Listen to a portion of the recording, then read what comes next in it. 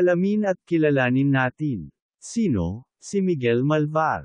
Si Miguel Malvar ay anak pawis, at isang matapang na heneral.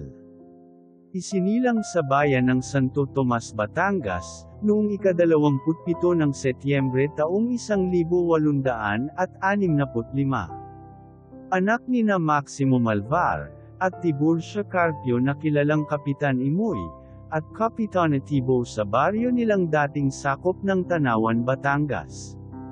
May kaya, ang pamilya ni Miguel Malvar kung kaya't bukas lagi ang kanilang tahanan sa mga nangangailangan.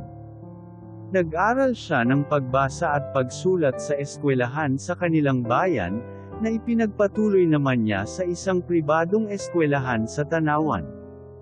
Dito niya naging kaklase si Apolinario Mabini, subalit mas piniling manatili sa Batangas at hindi na nag-aral ng mas mataas na edukasyon sa Maynila. Pinamahalaan niya ang kanilang lupain sa Santo Tomas hanggang sa mahalal na Kapitan Municipalo Gobernador Silo. Noong taong 1871, pinakasalan niya ang magandang anak ni Don Ambrosio Malolis na isa ring gobernador Silo na si Paula Malolis. Nagkaroon sila ng 13 anak, subalit 11 lamang ang nabuhay. Nang maging heneral at mapasama sa rebolusyon, lagi niyang isinasama ang kanyang pamilya sa lahat ng kanyang destino.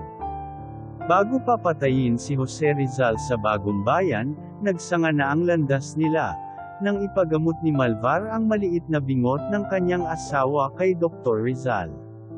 Bukod dito, pinsan ng mga Rizal ang asawa ni Saturnina na si Manuel Hidalgo na taga Tanawan. At napangasawa naman ng anak na babae ni Soledad ang panganay ni General Malvar na si Bernabe Malvar.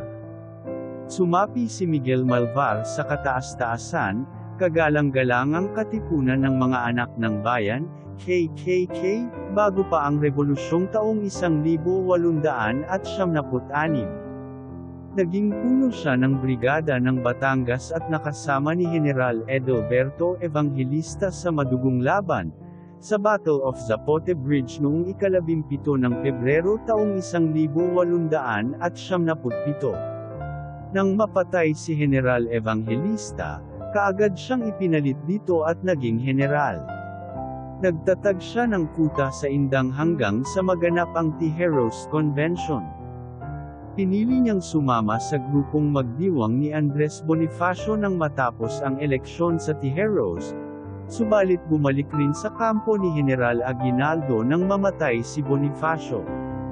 Dahil dito, malaking grupo ng mga sundalong Pilipino ang pinamahalaan ni Malvar sa direktiba ni General Aguinaldo.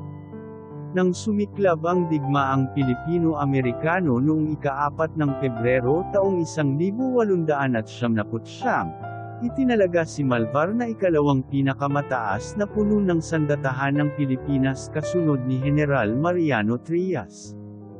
Nang madakip si Aguinaldo ng puwersa ng mga Amerikano sa Palanan Isabela, itinalaga niyang opisyal na tagapamahala ng bansa si General Miguel Malvar.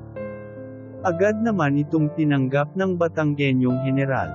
Subalit noong ika-13 ng Abril taong 1902, dulot na rin ng kapagoren at pagkakasakit, napilitan siyang sumuko kay General Franklin Bell.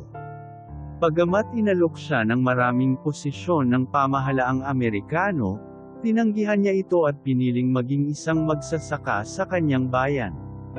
Pumanaw siya noong ika-15 ng Oktubre taong 1911 sa sakit sa atay, at inilibing sa bayan ng Santo Tomas, Batangas. Wika ni Miguel Malvar, "Taas noo kung isinuko ang aking mahinang katawan, subalit hindi ang aking prinsipyo at paninindigan, para sa isang malayang bayan."